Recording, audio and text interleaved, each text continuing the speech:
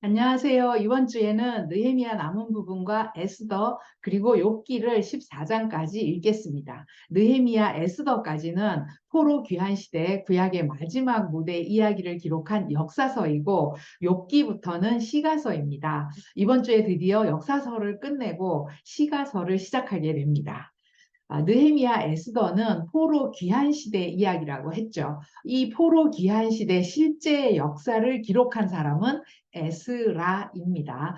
에스라, 에스더 헷갈리시면 안 돼요. 아, 그리고 이 에스라와 같이 사역을 했던 사람이 느헤미야입니다. 그러니까 구약의 마지막 무대는 에스라, 느헤미야 시대인 거예요. 그리고 또 이 시대에 같이 활동했던 선지자로 학개, 스가랴, 말라기가 있습니다. 아, 그리고 에스더는 포로 귀환 시대 안의 한 부분에서 일어난 이야기입니다. 순서상으로는 역사서의 맨 뒤에 나오지만 시간상으로는 에스라 6장과 7장 사이에 발생한 일입니다. 그리고 이 에스더 다음부터는 시가서 욥기를 읽겠습니다. 이 시가서 예언서는 시간 순서대로 기록된 것이 아니죠. 시가서와 예언서 한 권 한 권이 어느 시대 때 어떤 배경으로 기록이 되었는지는 하나하나 읽으면서 그때그때 또 설명을 해드리도록 하겠습니다. 이렇게 이번 주에는 에스더까지 역사서를 다 읽고 그리고 맨 처음에 나오는 시가서 맨 처음에 나오는 욥기를 읽겠습니다. 월요일에는 느헤미야 남은 부분 9장에서 13장까지를 읽으실 텐데요. 느헤미야 1장에서 7장까지는 느헤미야가 3차로 포로들을 데리고 귀환을 해서 성벽을 재건한 이야기였습니다. 그리고 지난주에 읽었던 8장부터는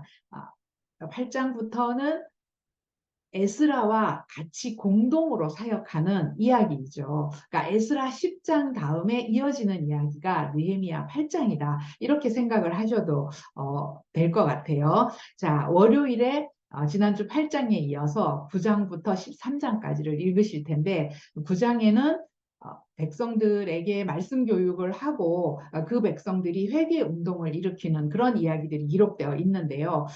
백성들이 말씀 공부하고 나서 이전에 그 죄악된 삶을 끊어버리고 새로운 삶을 사는 그런 이야기가 기록되어 있는데 그들은 역사 공부를 하고 말씀 공부를 하면서 창세기에서부터 포로 시대까지 그 공부를 하면서 자신들의 죄를 깨닫고 그리고 나서 금식하면서 죄를 자복하고 자기들의 죄뿐만 아니라 조상들의 죄까지 자복하고 회개하는 그런 이야기가 9장에 기록되어 있죠. 역사를 알고 나서 할 수 있는 그 회개의 모습이 느헤미야 9장에 기록이 되어 있습니다. 우리가 말씀을 읽으면 말씀을 읽고 그 말씀대로 살겠다고 결단을 하고 그리고 순종을 하고 그렇게 하는 것처럼 이스라엘 백성들이 지금 말씀 교육을 받고 말씀 공부를 하고 나서 이런 회개 운동을 하고 있는 겁니다. 그리고 그들은 10장에 가면 이제 9장에서 말씀 교육과 회개 운동이 일어나고 10장에 가면 그들은 이제 언약하고 기록하고 임봉을 하게 되는데 말씀대로 살자. 그래서 서명하고 사인하고 그 임봉을 하는 그런 그 사람들, 그 서명하고 사인한 사람들의 명단이 이제 10장에 나오게 되죠. 그들이 말씀대로 살자라고 그 약속을 했던 내용이 뭐냐면 이제 이방인과 결혼하지 않고 율법을 지키고 그리고 레위인들의 생활을 보장하기 위해서 11조를 하기로 그렇게 그들은 약속을 했던 거예요. 그래서 그리고 11장에 가면 이제 예루살렘에 거주하는 백성들의 명단이 나오는데요. 느헤미야 7장에도 보면 명단이 나오죠. 느헤미야 7장에 나오는 명단은 포로에서 돌아온 자들의 명단인데 11장에 나오는 명단은 이제 예루살렘 성벽을 재건을 하고 나서 그 예루살렘에 거주하는 사람들 그들의 명단을 기록하고 있습니다. 그들은 이제 성벽을 재건해서 봉헌을 하고 그리고 헌금을 하면서 이제 그 성전을 유지를 하게 되고 또 성벽을 지키고 그러기 위해서 경비병을 세우고 그렇게 하는데요. 이 느헤미야가 행정가라고 했죠. 느헤미야는 전략가였습니다. 그래서 이 느헤미야는 그냥 무대뽀로 아무 계획 없이 일을 하는 게 아니라 철저하게 계획을 세우고 전략을 짜면서 그러면서도 또 하나님께 도우심을 간구하면서 그런 일하는 그렇게 사역을 하는 느헤미야의 모습이 11장에 기록이 되어 있습니다. 예, 그리고 이제 13장에 가면 이 느헤미야가 예루살렘으로 올 때 느헤미야는 페르시아의 총독의 신분으로 오게 된 거였잖아요. 그래서 12년 동안 예루살렘에서 사역을 하다가 12년 사역 후에 다시 페르시아로 돌아가게 됩니다. 페르시아로 돌아갔다가 다시 또 왕에게 허락을 받아서 예루살렘으로 돌아오게 돼요. 그리고 예루살렘에 돌아와서 두 번째 사역을 한 것을 이제 13장에 기록을 하고 있는데, 이 13장에 보면 느헤미야가 예루살렘에 돌아와 보니까 백성들이 여전히 하나님의 은혜를 잊어버리고 성전을 더럽히고 안식일을 어기고 이방인과 결혼하는 그런 죄를 저지르고, 그런 죄악들을 앞에서 언약을 할 때 우리 이렇게 말씀대로 살자 언약하고 사인하고 그렇게 했는데 여전히 그 죄악들을 되풀이하고 있는 거예요. 그래서 13장에 보면 느헤미야가 그들을 책망하면서 그들을 때리고 그들의 머리털을 뽑았다, 이런 말씀이 13장에 나옵니다. 네, 이제 그 느헤미야 13장이 바로 구약의 마지막 무대, 마지막에 나오는 하나님 나라의 모습을 기록을 하고 있는데, 여전히 죄를 되풀이하고 있는 이 구약의 그 이스라엘 백성들, 그들만 그런 게 아니죠. 오늘날 우리도 마찬가지입니다. 예, 그 하나님 나라, 오늘날 우리의 모습은 어떠한지 이 느헤미야를 읽으면서 구약의 마지막 무대 하나님의 나라가 이랬구나, 오늘날 내 모습은 어떠한가 묵상을 하면서 느헤미야서를 다 읽으시면 되겠습니다. 그리고 이제 이어서 에스더를 읽겠는데요. 자, 에스더는 지금 느헤미야는 무대 A, 이 예루살렘에서 일어난 일이죠. 그런데 에스더는 무대 B, 페르시아 땅에서 일어난 사건입니다. 자, 에스더는 역사서 맨 마지막에 나오죠. 순서상으로 맨 마지막에 나오지만 에스라 안에 그 내용이 담겨 있다고 했습니다. 이 에스더는 페르시아식 발음이죠. 페르시아의 이름이에요. 근데 히브리어로는 하다사라고 합니다. 에스더 2장 7절에 보면 에스더의 히브리어 이름이 하다사라고 이렇게 나와 있습니다. 자, 이 무데비 페르시아의 수상궁에서 일어난 일인데요. 이때가 페르시아의 아하수에로 왕 때였습니다. 자, 페르시아의 왕들을 보면 아하수에로 왕이 이때였죠. 자, 이 아하수에로 왕 때는 페르시아의 영토가 얼마나 넓었냐면, 아하수에로 왕은 인도에서 구스까지 127개 지방을 다스린 왕이다, 이렇게 나옵니다. 그 인도에서 구스까지 이렇게 넓은 땅을 다스렸던 왕인데요. 이 에스더는 모두 10장으로 되어 있죠. 근데 에스더 그 내용을 살펴보면 이 아하수에로 왕에게는 원래 와스디라는 왕비가 있었습니다.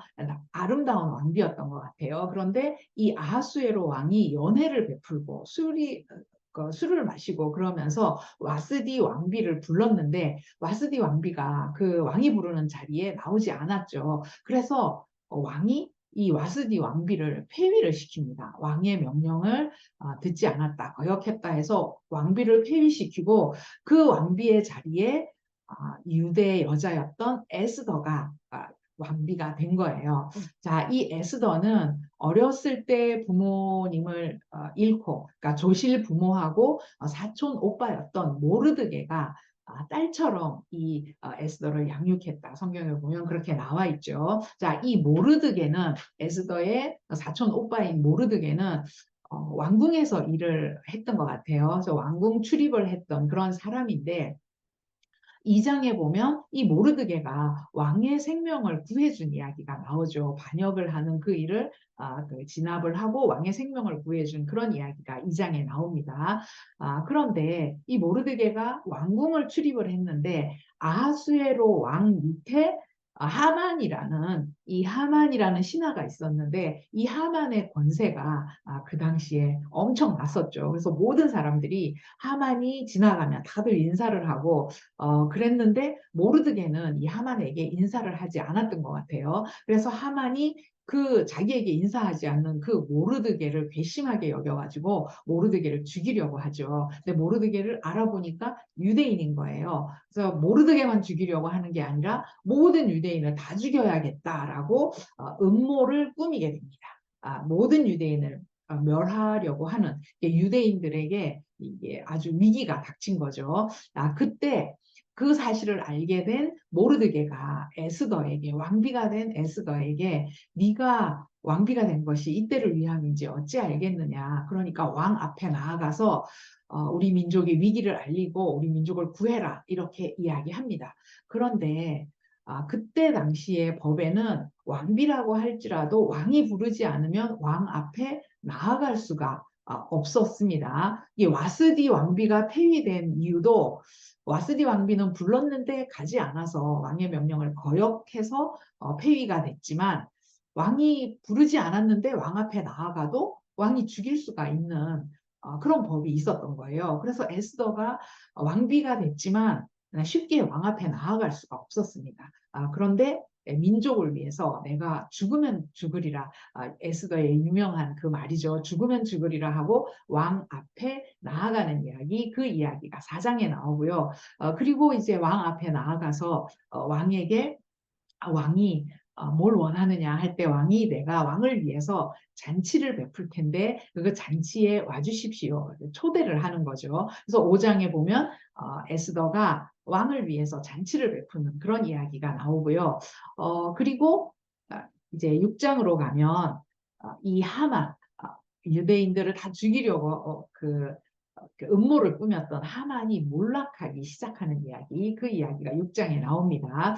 왕이 어느 날 밤에 잠이 안 와서 왕의 역대일기를 읽는데 그 왕의 역대일기에는 지나간 일들을 다 기록한 그런 내용들이 있죠. 거기를 보니까 자기를 살려준 그 모르드게 2장에 나왔던 모르드게라는 그 신하가 자기를 살려준 그 이야기를 자기는 몰랐던 그 이야기를 읽게 됩니다. 그래서 이 모르드게를 높여주는 그런 이야기가 6장에 나오죠. 그리고 이제 7장에 가면 에스더가 두 번째 또 잔치를 베풀어서 왕과 하만을 초대를 하는데 그 자리에서 에스더가 하만의 음모를 왕에게 이야기를 하죠. 그래서 이 하만은 그 왕이 사랑하는 왕비의 민족을 죽이려고 하는 이 하만을 죽이게 됩니다. 하만이 몰락하는 이야기가 7장에 나오고요. 그리고 이제 8장에 가면 왕이 새로운 조서를 씁니다. 이 하만이 유대인을 죽이기 위해서 그 조서까지 바꾼 거예요. 법으로 아주 기록을 해가지고 유대인을 죽이려고 했는데 이제 8장에 가면 왕이 새로운 조서를 쓰게 돼서 유대인들에게 이제 살아날 유대인들이 살 길이 열리게 되는 거예요. 그 이야기가 8장에 나오고요. 9장과 10장에서 이제 드디어 유대인들이 승리를 하게 됩니다. 자기들을 죽이려고 하는 그 모든 대적들을 진멸을 하게 되고 유대인들은 죽음에서 다시 살아나게 되는데요. 그때를 기념해서 생겨난 절기가 바로 부림절이라는 절기인데 부림절의 기원이 되는 그 이야기죠. 9장과 10장에 이런 이야기가 기록되어 있습니다. 그런데 이 부림절은 하나님이 세우신 절기가 아니라 그 유대인들의 절기, 유월절, 뭐 초막절 이런 절기들 있잖아요. 그 절기들은 다 하나님께서 세우신 절기인데 이 부림절은 하나님이 세우신 절기가 아니고 사람들에 의해서 만들어진 절기이고 또 이방 땅에서 생겨난 절기라고 해서 이스라엘의 7대 절기 안에는 들어가지 않습니다. 그렇지만 오늘날도 이 부림절을 이스라엘 사람들은 지키고 있다고 해요. 그래서 부림절 때 이런 과자, 이 과자, 이런 세모 모양으로 생긴 이런 과자가 하만의 귀 모양이고 하만의 모자 모양을 만들어서 모자 모양으로 이렇게 만든다고 합니다. 그래서 이거를 그 부림절 때 깨물어 먹는다고 합니다. 네, 이렇게 에스더서에 나오는 그 에스더는 유대인의 그 민족을 위기로부터 구하고 또 에스더의 오빠였던 사촌 오빠였던 모르드게는 그 사건 이후에 왕 다음으로 그 신분이 높아지는 그런 사람이 되었다고 합니다. 그리고 이 에스더의 특징 중에 또 하나는 에스더서에는 하나님이라는 단어가 등장하지 않는다는 거죠. 자, 이 에스더 사건은 이방 땅에서 일어난 사건입니다. 그렇지만 하나님을 경외하고 신실하게 믿는 사람들은 어느 곳에 있든지 어떤 상황에 있든지 간에 그 믿음으로 승리하고 또 하나님께 영광을 돌리게 되는데요. 이 에스더서를 읽으시면서 오늘 우리도 우리의 믿음을 어느 곳에 있든지 어떤 상황에서든지 드러내고 하나님께 영광을 돌려드리는 그런 삶을 살았으면 좋겠습니다. 자, 이 에스더 사건이 바로 아하수에로 왕 때 일어난 그 이야기죠. 그리고 아하수에로 왕 다음에 왕이 아닥사스다 왕입니다. 이 아닥사스다 왕 때 바로 2차 포로 기한, 3차 포로 기한이 이루어지게 되죠. 2차 포로 기한이 기한 때 에스라가 돌아가게 되고 3차 포로 기한 때 느헤미야가 돌아가게 되는데 자, 그 아닥사스다 왕 때 2차 포로 기한이 이루어진 거니까 아닥사스다 왕 전인 아하수에로 왕 때니까 에스라 이전에 일어났던 사건이잖아요. 그래서 에스라 안에 에스더의 이야기가 포함이 된다. 기억하시면서 읽으시면 되겠고요. 이렇게 구약의 마지막 무대는 에스라 느헤미야 시대이고 이 에스라 느헤미야 시대 안에 에스더 이야기가 있는 거고요. 이 에스라 느헤미야 시대 때 또 활동하는 선지자, 포로 기한 시대 선지자 3명이 있다, 3명이 있는데 바로 학개와 스가랴 그리고 말라기입니다. 학개, 스가랴, 말라기는 나중에 예언서를 읽을 때 또 다시 설명을 드리겠습니다. 이렇게 역사서는 끝나고 이제 시가서로 가서 욥기를 읽도록 하겠습니다. 욥기는 1장, 2장에 우리가 잘 아는 내용, 사탄이 욥을 시험하는 그런 이야기가 나옵니다. 1장, 2장에 그런 이야기로 이제 욥기가 시작이 되는데요. 욥기 전체의 구조를 먼저 살펴보면 욥기는 모두 42장으로 되어 있습니다. 그런데 이제 1장, 2장은 욥이 사탄에게 시험받는 그런 이야기, 그게 서문이고요. 그리고 이제 욥이 고난을 당하니까 욥의 세 친구가 욥을 위로하러 와서 욥과 이제 이야기를 주고받는 이야기가 31장까지 나오는데 그게 이제 잘 읽어보면 그 세 친구와 결국 욥이 논쟁을 하는 이야기입니다. 그리고 그 이후에 이 세 친구 엘리바스, 빌다, 소발이라는 세 친구 외에 한 명의 친구가 또 등장을 하는데요. 그가 엘리후예요. 엘리후라는 사람이 또 나타나서 욥의 세 친구도 책망하고 욥도 책망하는 그런 이야기가 32장에서 37장까지 나오고 그리고 38장에서 41장까지는 하나님께서 직접 말씀하시는 그 내용이 38장에서 41장까지 나오고 마지막 42장에 가서는 욥이 잃어버렸던 모든 것들을 다시 회복하는 것으로 욥기 이야기가 끝나게 되는데 이 욥기가 나오는 욥 기의 시대적 배경이 언제냐면 바로 아브라함, 이삭, 야곱이 나오는 창세기에 나오는 이 족장 시대입니다. 왜 족장 시대라고 생각을 하냐면 그 이유는 개인적으로 족장 시대 때는 개인적으로 하나님께 제사를 드렸죠. 근데 욥도 개인적으로 하나님께 제사를 드리고 또 200세나 장수하고 또 욥기에 나오는 화폐 단위가 있는데 그 단위가 야곱 시대 때 사용했던 그 화폐 단위여서 이 욥기의 시대적 배경은 족장 시대다 이렇게 보는 거예요. 그리고 욥이 살았던 우스라는 땅, 그 우스 땅이 어딘지는 정확하지가 않습니다. 그리고 이 욥기의 무대는 하늘나라 천상이죠. 욥기 처음 시작할 때 보면 하나님께서 하나님 그 어전에서 하나님께서 사탄과 대화하는 이야기로 시작을 합니다. 그래서 욥기의 무대는 천상이다. 이런 것들을 기억하시면서 이제 욥기를 읽으시면 좋을 텐데요. 여러분 이 욥기에 나오는 그 주인공은 욥이죠. 자, 이 욥을 욥기 1장에 보면 하나님께서는 그는 동방 사람 중에 가장 훌륭한 자고 온전하고 정직하고 하나님을 경외하며 악에서 떠난 자다. 욥을 이렇게 칭찬을 합니다. 그러니까 사탄이 하나님께 이렇게 얘기하죠. 욥이 어찌 까닭 없이 하나님을 경외하겠습니까? 하나님이 모든 것을 복주시고 모든 걸 주니까 욥이 그렇게 하나님을 경외하는 거 아닙니까? 이렇게 이야기하는 거예요. 자, 결국 인간이 왜 신을 섬기는가? 이런 주제로 시작하는 게 욥기인 거예요. 자, 대가를 바라는 신앙. 이 대가, 우리가 요즘 말하는 기복이라고 하죠. 기복신앙이라고 하는데, 이거를 쉽게 오늘날의 그 말로 바꿔보면, 우리가 교회를 다니고 하나님을 믿는 게, 하나님께서 아무것도 안 해주셔도 우리가 하나님을 믿을 수 있나? 내가 어려운 일을 당하고, 뭐 일이 잘 풀리지 않을 때 하나님께 기도하고, 그러면 하나님이 도와주시고, 하나님이 길을 열어주시고, 그러니까 우리가 기도하고 하나님께 예배하고 하는 건데, 뭐 그런 거 하나도 없어도 우리가 하나님을 잘 믿고 하나님을 따를 수 있나 그런 내용인 거예요. 대가를 바라는 신앙 이런 주제로 시작을 하는 게 욥기입니다. 그래서 욥이 처음에는 재산을 잃고 자식들도 다 죽고 했는데 나중에 그 생명만 건드리지 않고 온몸에 종기가 나서 그 고통을 당하게 되죠. 나중에 곁에 있던 아내마저도 욥을 저주하면서 떠나버립니다. 그런데 그래도 욥기에 나오는 이 주인공 욥은 하나님을 원망하지 않습니다. 욥기 1장 21절 22절에 보면 주시니도 여호와시오 거두시니도 여호와시오니 여호와의 이름이 찬송을 받으실지니이다. 그러면서 욥이 이 모든 일에 범죄하지 않고 하나님을 향하여 원망하지 않았다. 이렇게 나오는데요.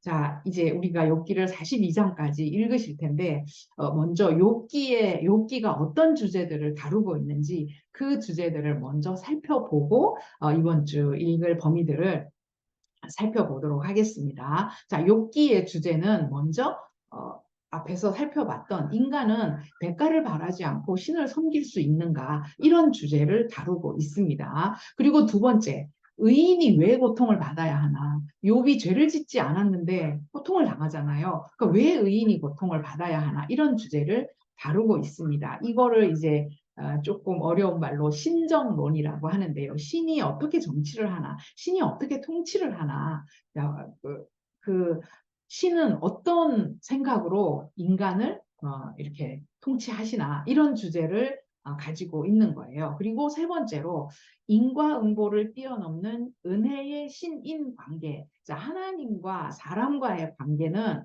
그러니까 우리는 보통 생각하기를 원인이 있으니까 결과가 있다. 내가 이런 일을 겪는 데에는 이런 일을 겪을 만한 원인이 있다. 이렇게 생각을 하죠. 그런데 그거를 인과응보라고 하는데 이런 인과응보의 관계를 뛰어넘는 하나님과 우리의 관계는 은혜의 관계라는 거예요. 하나님께서 우리를 사랑하시고 우리를 지켜주시고 하는 데는 은혜로 그렇게 하는 거지 우리가 무슨 좋은 일을 해서 선한 일을 해서 그렇게 하는 게 아니라는 겁니다. 그러니까 하나님과 사람과의 관계, 그건 인과응보가 아니다. 은혜의 관계다. 그러니까 이 인과응보라는 이야기를 여기에서 참 많이 하게 될 겁니다. 그리고 네 번째, 결국 인간은 신 앞에서, 하나님 앞에서 유한한 존재일 뿐이다. 욥기는 이런 아주 커다란 이런 주제들을 어떻게 보면 철학적인 이런 주제들을 다루고 있는 책이 욥기입니다. 자, 여기서 인과응보를 이야기했는데요. 자, 이 인과응보는 사필귀정이다. 그런 말과 그 비슷한 말이죠. 한자로 인과응보를 써보면 이렇게 씁니다. 인과응보, 뿌린 대로 거둔다. 이런 뜻이에요. 원인이 없는 결과가 없다. 원인과 결과가 서로 연결되어 있다. 이런 의미가 인과응보인데 욥기에서는 인과응보의 세계관 그리고 인과응보의 신앙에 대해서 다루게 되고 그 이야기를 많이 하게 될 겁니다. 자, 이렇게 이제 1장, 2장은 욥이 고통당하는 이야기, 그 다음에 이제 욥을 위로하러 온 그 친구들과 욥이 주고받는 그런 이야기인데 3장에서 욥이 내가 이 고통을 당하는 거에 대해서 탄식하는 이야기 그리고 그 욥의 세 친구 중에 엘리바스가 욥에게 하는 이야기 그리고 6장, 7장은 욥이 엘리바스의 말에 대답을 하는 그 이야기가 나오는데요. 자, 욥기가 1장, 2장이 사탄이 욥을 시험하면서 이제 욥기가 시작이 된다 그랬죠. 그리고 이제 욥이 이 고통을 당한다는 소문을 듣고 그 세 친구 엘리바스, 빌다, 소발이 찾아와서 욥을 위로해주기 위해서 찾아와서 이야기를 하는데 이제 그게 결국 논쟁이 시작이 되는 건데요. 3장부터 이제 욥은 자기가 고난을 당하면서 깊이 이제 고뇌하기 시작합니다. 그 하나님을 깊이 또 생각하게 되는 거죠. 그러니까 욥은 자기의 고통이 너무 심해서 자기가 태어난 날 생일을 저주를 합니다. 그러면서도 욥은 믿음을 지키기 위해서 하나님을 입으로 원망을 하거나 항변을 하지 않습니다. 자, 그때 이제 4장에 가면 그 세 친구 중에 제일 연장자가 엘리바스예요. 이 엘리바스가 이제 욥을 위로한다고 이야기하면서 하는데 그게 결국 책망하는 거예요. 잘 읽어보시면 책망하는 이야기인데 네가 이렇게 고난받고 벌을 받는 이유는 죄가 있기 때문이다. 이런 고난은 죄의 결과다. 이렇게 이야기합니다. 인과응보의 세계관이죠. 원인이 있으니까 결과가 있는 것이다. 그러면서 이 엘리바스는 자기가 밤에 이런 환상을 보았다. 그러면서 여호와 하나님의 계시를 언급을 하면서 5장에 가면 한탄하고 원망하는 거 그치고 하나님께 순종해라. 그러면 하나님께서 다시 회복시켜 주실 것이다. 전능자의 징계를 업신여기지 말아라. 그러니까 위로를 한다고 하면서 이런 말들을 하는 거예요. 그래서 6장, 7장에 보면 이제 욥이 그 엘리바스의 말에 대답을 하는데 욥이 내가 차라리 죽는 게 낫겠다. 이 고통이 너무 심해서. 그러면서 그 논리만 앞세워가지고 결국은 욥을 책망하는 이 엘리바스에게 반박을 하는데요. 내가 어떤 죄를 지었는지 나의 구체적인 그 죄를 한번 지적을 해봐라. 그러면서 나의 허물된 것을 깨닫게 하라. 너희의 책망은 무엇을 책망함이냐. 이렇게 반박을 합니다. 그리고 7장에 가서 욥은 하나님께 자기의 처지를 호소하면서 죽기를 소원해요. 얼마나 괴로우면, 얼마나 고통스러우면 죽기를 원합니다. 내 마음이 뼈를 깎는 고통을 겪느니 차라리 숨이 막히는 것과 죽는 것을 택하리이다. 이렇게 하나님을 향해서 탄식하면서 호소를 합니다. 자, 이렇게 그 고난을 당하는 욥에게 엘리바스가 이야기하고 욥이 대답하는 이야기, 이 이야기가 이제 7장까지 나오고요. 그리고 이제 8장부터 14장까지 금요일에 읽으실 텐데 8장에는 엘리바스가 이야기했잖아요. 그리고 욥이 대답을 했잖아요. 그러니까 두 번째로 빌닷이라는 친구가 또 욥에게 이야기를 합니다. 그런데 이 빌닷은 욥의 가장 아픈 데를 건드려요. 욥의 자녀들이 다 죽었잖아요. 근데 욥의 자녀들, 너의 자녀들이 범죄에서 죽었다. 이렇게 이야기를 합니다. 여러분, 그 자녀들의 그 아픔을 건드리는 게 그게 가장 부모에게는 아픈 거잖아요. 그래서 욥이 이런 징벌을 받는 이유가 죄 때문이다. 그러면서 회개하라고 오히려 욥을 압박을 하게 됩니다. 네, 이 8장에 보면 우리가 익숙한 말씀이 나옵니다. 8장 7절에 내 시작은 미약하였으나 내 나중은 심히 창대하리라. 이런 말씀 나오는데요. 우리가 어디 식당이나 어디 개인 사업 하시는 분들 영업장에 가면 액자에 걸어서 많이 보는 말씀이죠. 그런데 여러분 이 말씀, 하나님의 말씀이 아닙니다. 빌닷이 욥에게 하는 말 중에 나오는 말이에요. 하나님 말씀 아니시라는 거. 아니라는 것, 어떤 상황에서 이 말씀이 나왔나 꼭 기억을 해두시면 좋겠습니다. 자, 그리고 이제 엘리바스와 빌닷이 이렇게 욥에게 너가 지은 죄가 무엇인지 시인해라, 생각을 해봐라, 분명히 죄가 있을 것이다. 막 이렇게 하니까 9장에서 욥은 나는 까닭 모를 고통을 당하고 있다. 하나님 앞에서는 악인뿐만 아니라 의인도 고난을 당할 수 있다. 이렇게 이야기를 하면서 이제 10장에 가면 10장에서는 하나님을 향해서 호소를 합니다. 하나님께 고통의 이유를 알려달라고, 내가 왜 이 고통을 받아야 되는지 알려주십시오라고 애원을 합니다. 자신의 결백을 하나님이 더 잘 아시지 않냐고 그러면서 하나님께 이제 반문을 하는데 욥이 또 이렇게 대답을 하니까 세 친구 중에 소발이라는 친구, 이 마지막으로 세 번째 친구 소발. 소발은 세 친구 중에 가장 나이가 어린 연소자입니다. 이 소발은 욥기 전체를 보면 말수가 적어요. 말수가 적지만 이 소발 역시 원칙적인 얘기만 하는 거예요. 그 테두리를 벗어나지 못합니다. 인과응보의 세계관에서 벗어나지를 못해요. 인간의 일거수일투족을 다 보고 계시는 하나님의 눈을 벗어날 수가 없다. 분명히 욥 너는 하나님 앞에 지은 죄가 있을 것이다. 정답만 이야기를 하는 거죠. 그래서 이제 12장에서부터 욥은 이제 대답을 하면서 그들에게 이 엘리바스, 빌다, 소바를 향해서 뭐라고 반박을 하냐면 그럼 악인이 형통하는 거 그건 그럼 하나님께 복을 받은 것이냐 그 친구들에게 오히려 비난을 하죠. 자신은 나는 하나님께 내 억울함을 송사하겠다라고 하면서 13장 20절부터 이제 욥의 기도가 나오는데요. 14장까지 어찌해서 나에게 이 힘든 시련을 허락하셨습니까? 하나님께 반문을 하면서 욥은 이렇게 고백을 합니다. 욥기 14장 14절 15절에 보면 나는 나의 모든 고난의 날 동안을 참으면서 풀려나기를 기다리겠나이다. 주께서는 나를 부르시겠고 나는 대답하겠나이다. 주께서는 주의 손으로 지으신 것을 기다리시겠나이다. 이렇게 고백을 하죠. 자, 이 세 친구와 이런 논쟁은 한 번으로 끝나는 게 아니에요. 이 논쟁이 세 번이 반복이 됩니다. 네, 오늘 14장 이번 주에 14장까지 읽으실 텐데 이 14장까지는 1라운드예요.